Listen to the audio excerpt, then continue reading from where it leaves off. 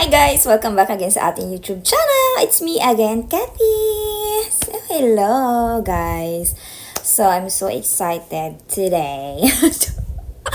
Actually, pupunta ako ng gym. So, bago ako pumunta ng gym, naisipan ko na i-record na lang muna to para at least mamaya ay hindi na ako magre-record kasi pawis-pawisan na ako niyan. So, habang fresh pa, i-record ko na tong video na to. So, bago tayo mag-start, please subscribe my YouTube channel and don't forget to hit notification bell para lagi po kayo ma-notify sa mga susunod ko pang videos. So, our topic po ngayon is about the experience ko sa CFO appointment dito sa QC. So, bago tayo mag-start, let's move to intro first.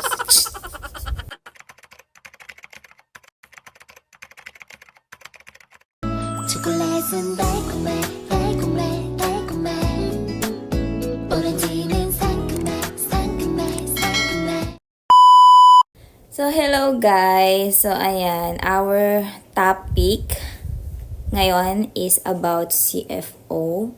So, this is requested din ng isa sa mga nag-comment sa aking YouTube channel. So, thank you sa yung request. So, bago ko simulan, yung CFO, marami ako naririnig about sa CFO. So, pero isasabihin ko lang sa inyo yung experience ko. And then, gusto ko lang makatulong ba sa mga naku-confuse about sa CFO kasi alam ko maraming kinakabahan dyan. Ganon din ako nung una.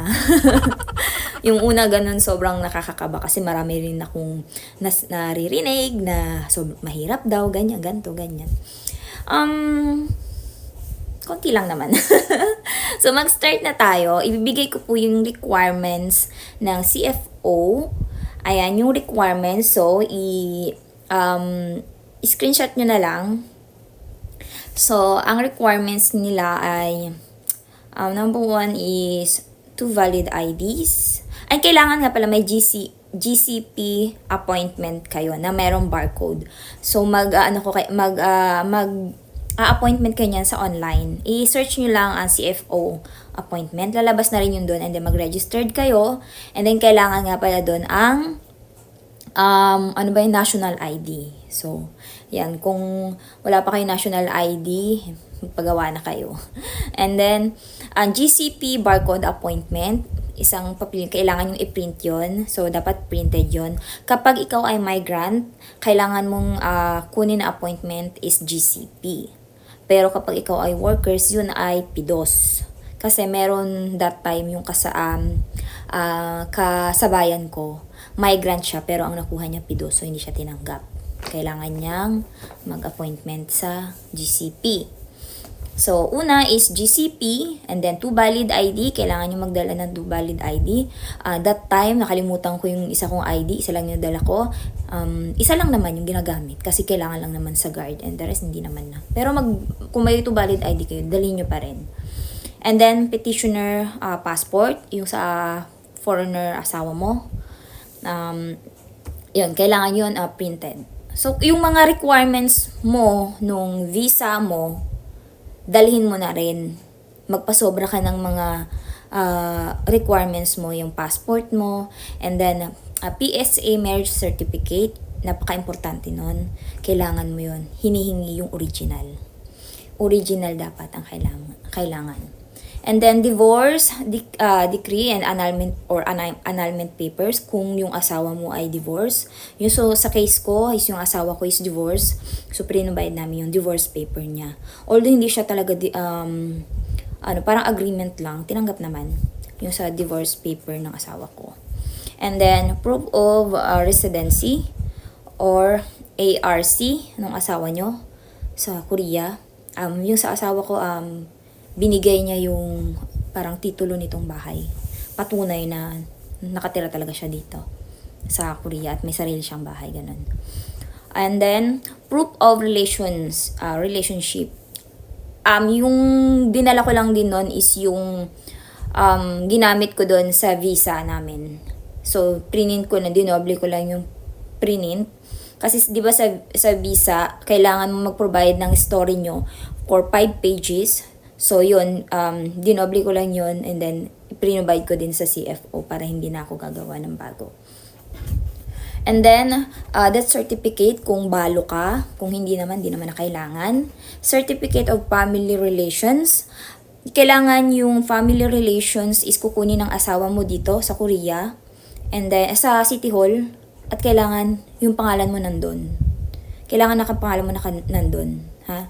Magpaano na rin siya ng nakatranslate sa English and Korean para in case hingiin sa inyo. And then sa NUMAR. Yung sa NUMAR naman, kahit hindi na kayo kumuha ng panibago, halimbawa nakasal na kayo, kahit hindi na kayo kumuha ng bago, kahit yung luma, basta hindi pa expired. Kasi yun din yung ginamit ko eh. Yung ginamit ko lang din nun yung kinuha ko bago kami ikasal. Yun yung prinobide ko. Tinanggap naman. Hindi naman na humingi ng panibago. And then, NBI clearance. Sa inyong dalawa mag-asawa. Ikaw and then si asawa mo provide na NBI clearance. Pero yung sa akin, hindi naman hiningi. And then, another is pasiguro, pakuhain mo na rin si Korean husband mo dito sa Korea ng marriage certificate ninyo na mayroon na pangalan mo. Kasi yung sa case ko, hiningian ako. Kahit wala siya dun dito sa hiningian pa rin ako ng marriage certificate na galing dito sa Korea na mayroong pangalan ko. Nakatranslate dapat sa English, guys. Yun, kailangan yun. And then, para pasiguro, dalhin nyo na lahat. Sa case ko, ang hiningi lang sa akin ng counselor.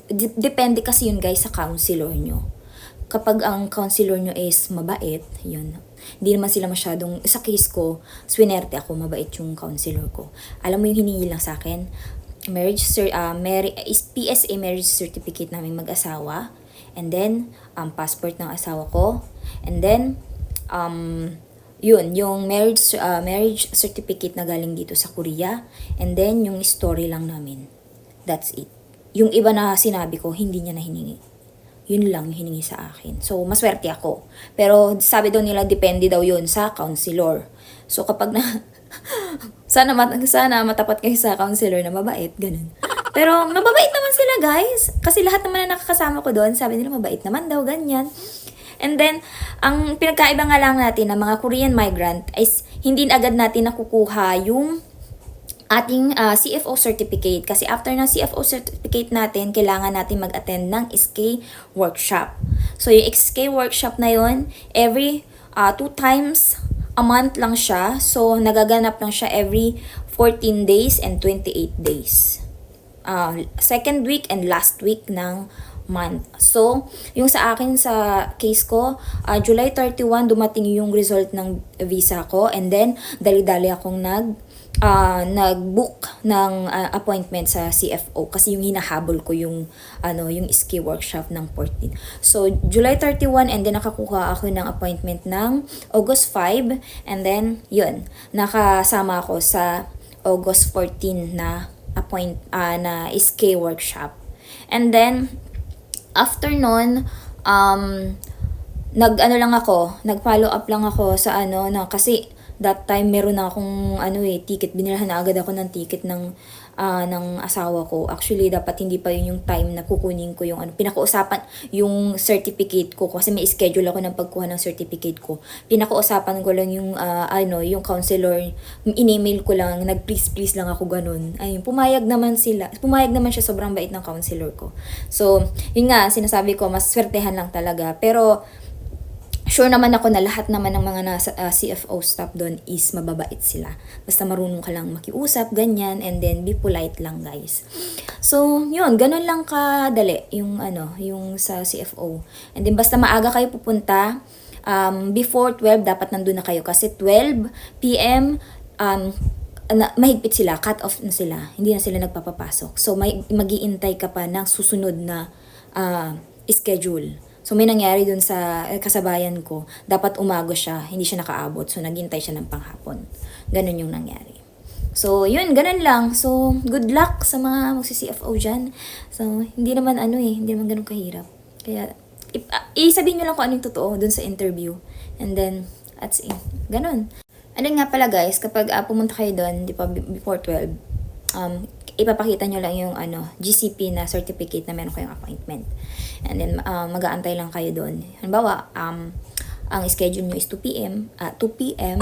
Kailangan nyo ng before 12 nandun na kayo. Line, na kayo doon. Ano ba tawag doon? Mag-line na kayo doon. And then, pero nung nakaraan wala naman kaming line eh. Basta, ipakita lang namin na may appointment kami, and then magsasabi sila na wait, ganun.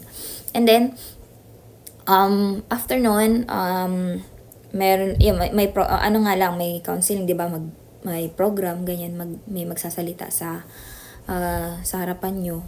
And then, sinabi lang sa amin, kapag nakikinig ka and nagre-recite ka, or nag-answer ka, ayun, bigyan ka agad nila pwede ka agad mabigyan ng certificate, ganun.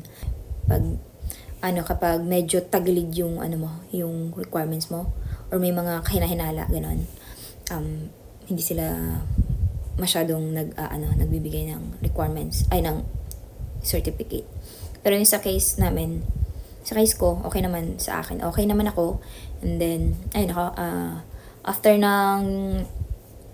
ng SK workshop, natapos namin yun. And then, kinaumagahan ng, kailan ba yun? 16 ata yun. Oo, pinapunta na ako sa doon, sa CFO. Kinuha ko yung certificate ko. And then, bago mo pala makuha yung certificate mo, may interview pa. Tatanungin ka kung anong natutunan mo dun sa SK workshop. So, kailangan, kasi, yung tinanong ako, that time kasi bago ako pumunta di ba ngayon, nag-inuman kami. Kasi nga, celebration, ganyan, kasi okay na ako eh, ganun. May makukuha ko yung certificate ko, ganyan, nag-celebrate kami.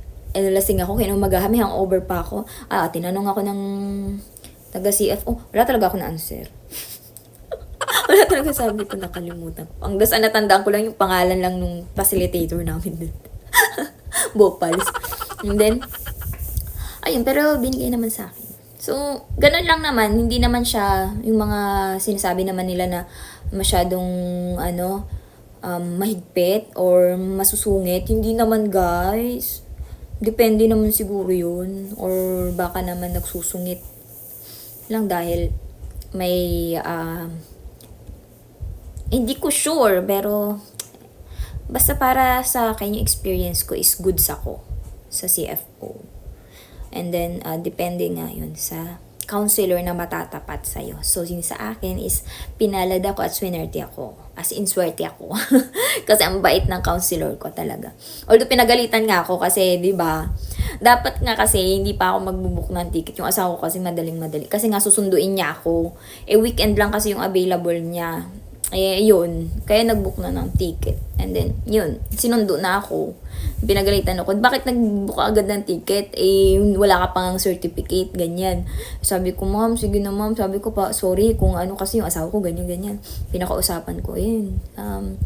Pinagbigyan naman ako kasi may ticket na ako eh. Hindi na, bibigay naman nila yun. So, yun lang yung naging experience ko sa CFO. So, sana nakatulong ako. And then, kung may mga tanong kayo guys, comment down below. And then, pag may free time ako, sasagutin ko po yan. So, thank you for watching guys. And thank you sa nag-request ng ating topic today. So, see you on my next video. Bye!